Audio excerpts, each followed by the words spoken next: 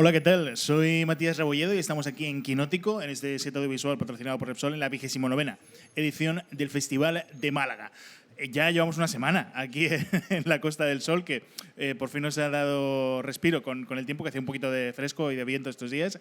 Y ya sabéis que en este set vamos a acercaros lo mejor del talento nacional e internacional que pasa estos días por Málaga. Parte de ese talento pasa hoy por parte del equipo del documental Ganas de Vivir, que es uno de los documentales que pasa en los pases especiales aquí en el festival. Empiezo presentando a la protagonista del documental, Desiree Vila. ¿Qué tal? ¿Cómo estás? Bienvenida. Muy bien, ha salido el sol porque han llegado las ganas de vivir. Y un poquito más allá, Langui, director, debut directorial, ¿qué tal? ¿Cómo estás? Muy bien, genial otra vez de volver aquí, al Festival de Málaga. Bueno, bienvenidos ambos. Creo que me quedo contigo, Langui, para preguntarte por el origen, por el cómo y el cuándo. ¿Cuándo empiezas a gestar esto? No sé si también es con Desiree a la vez. ¿Cómo se da, digamos, esta congruencia? Bueno, Desiree y yo nos conocíamos de antes, los dos somos embajadores de Fundación ADECO, ¿no? Impulsamos la discapacidad en el mundo laboral, ¿no? La inclusión en el mundo laboral con la discapacidad, y habíamos tenido un par de encuentros. Luego, pues lo típico, ¿no? Seguirnos en redes, verla en sus logros, entrevistas, televisión. Pero fue a los años cuando Rodrigo Espinel, productor, con Morena Film, se pone en contacto conmigo. Dice que bueno, pues que tiene la cabeza y está preparando el documental de Desiree, la historia de superación personal, y que quería que lo dirigiera. Y ahí empieza todo, ¿no? ¿Cómo recibes tú, Desiree, esa propuesta? También quería preguntarte por la exposición, porque claro, una cosa es lo que tú hagas en redes o lo que hagas como personalidad pública, que ahora hablaremos de esa parte, y otra cosa es este documental, que hay unas conversaciones mucho más pausadas, mucho más profundas. ¿Cómo te llevas con esa parte de la exposición? Es que yo creo que al principio no era muy consciente, ¿no?, de lo que suponía hacer un documental y, por supuesto, no me esperaba ni mucho menos que íbamos a estar presentándolo en el Festival de Málaga.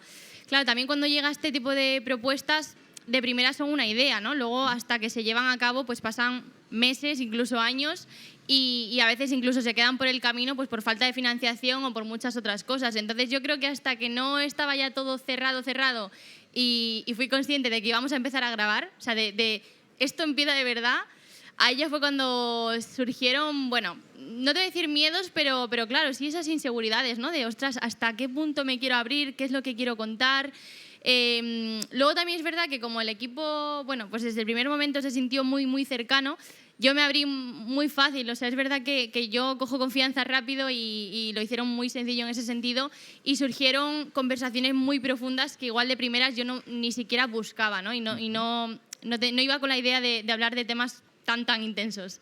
Claro, quería preguntaros por esa forma, ¿no? Porque va desarrollándose el docu a través de varias conversaciones. Entonces quería preguntaros por eso. No sé si es una cosa de vamos a darle a grabar y que surja, es una cosa que está más o menos, mira, hoy vamos a hablar de este episodio en concreto. ¿Cómo fue esa parte? Bueno, al final hay una escaleta, ¿no? Un guión, pero no deja de ser un documental en el cual estamos desde por la mañana poniendo la cámara a Desiree, ¿no? En sus entrenamientos, a la salida de entrenar o a la entrada de un entrenamiento, en su casa, en la ducha, con su familia, etcétera, ¿no?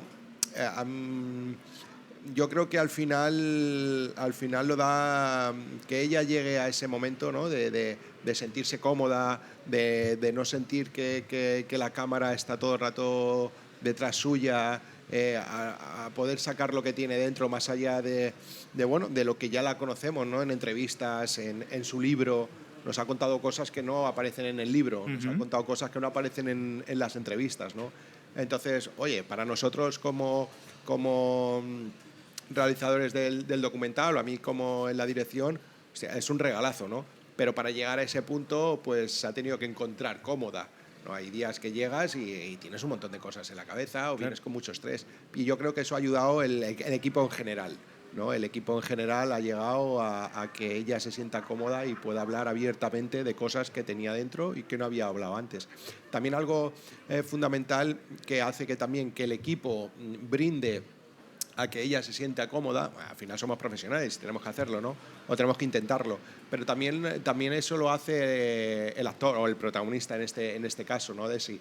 Es una persona que a través de las redes sociales, o sea, ella se muestra muy abierta, siempre sonriendo. Entonces, a mí me da un poco... Nos encontraremos con esa Desi, okay. No es un rato, una entrevista y ahora nos vamos, sino vamos a estar mucho tiempo. Y mucho tiempo dándole la coña, y mucho tiempo repitiendo acciones, y mucho tiempo detrás, que a lo mejor viene un día que no le apetece y estamos ahí en su casa con todas las cámaras montadas, ¿no? Y al final, pues sí, es que te encuentras a una Desi que es así como se muestra en las redes, ¿no? Entonces, el estar atenta no solamente del director o del productor o ayudante de dirección, sino de todo el equipo, venir con una sonrisa, irse, despedirse hasta el último, etcétera, eso propicia también que el equipo vaya a una, ¿no? Y le haga sentir a Desi bien y que luego pues haya hecho este trabajo, ¿no? Claro, Desiree, te preguntaba antes por la exposición dentro del docu, pero quería preguntarte también como tu exposición como figura pública, como lo que los americanos dicen el poster child, ¿no? En este caso, por ejemplo, del deporte paralímpico. ¿Cómo te llevas con esa parte? ¿Sientes como una responsabilidad en cierto sentido? Yo lo he cogido con mucho cariño porque, fíjate, yo hacía gimnasia acrobática y a pesar de que ya competía a nivel internacional, nunca tuve esa visibilidad en medios de comunicación. Es un deporte, es muy desconocido, no está en los Juegos Olímpicos porque no está esa disciplina dentro del calendario.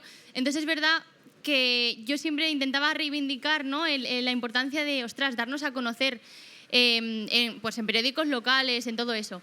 Entonces es verdad que ahora que ya tengo esa posición, ¿no? de ventaja, también de responsabilidad, por supuesto, de que voy a una competición y se habla, ¿no? de los resultados, voy a los Juegos Paralímpicos en Tokio, en París. Bueno, pues por una parte me siento muy feliz de que se dé esa repercusión a mi figura, pero sobre todo a mi deporte, ¿no? Y en general al paralimpismo. Y, por supuesto, esa responsabilidad porque yo sé que el deporte pues, conlleva un montón de valores que todos los deportistas, de una forma u otra, tenemos que representar, intentar hacerlo de la mejor manera posible, ¿no? Y luego, también en redes sociales, mucha gente que nos sigue pues, por el mundo de la discapacidad, pues papás, familias que tienen niños con algún tipo de discapacidad y esperan más allá de ti, no solamente que subas un vídeo o una foto, sino... ostras, que transmitas algo, ¿no? Que des unos consejos o que, bueno, ese testimonio que a otra persona que lo está pasando mal le pueda servir. Entonces, sí, una parte de responsabilidad se siente, pero yo la llevo siempre pues, con ese sentido de privilegio. Quería volver con Langui para preguntarte por el cine en sí, por esta faceta de director. Tú eres cinéfilo, actor, has estado en todas las partes y ahora en esta parte de dirigir. ¿Te apetece seguir? ¿Ves aquí una continuación? La continuación de hacer cosas, que al final es de lo que se trata, por lo menos en mi caso, ¿no? Si algo me gusta, pues seguir ahí, ¿no? Y todo esto al final lo que me hace sentir es útil, me hace sentir realizado y para mí es importante, ¿no? Entonces, bueno, es una manera de contar historias, de una forma o de otra. No contándolo a través de una canción, no contándolo a través del acting, tú como actor, sino detrás de la cámara, ¿no? Con tu visión. Entonces, bueno, ya mi cortometraje Intentando fue como esa guindita, esa puertecita que me abrió para poder hacer mi primer largo documental, ¿no? Entonces, bueno, bienvenido a ver lo que pasa y a ver lo que acontece, pero sí, me encuentro como me apetece. Tenía una última pregunta, ya cerrando, digamos, el círculo, volviendo al título, volviendo a ese Ganas de Vivir, porque claro, al final vemos tu vida, Desiree, vemos el día a día, vemos también cuentas cómo ha sido tu vida hasta ahora, pero creo que no hay, primero, obviamente no hay un punto de vista lastimoso, pero tampoco es una cosa hippie, no es una cosa de no, hay que vivir y hay que ser felices todo el rato, sino que hay altibajos. Entonces quería preguntaros por eso, por el equilibrio en la historia.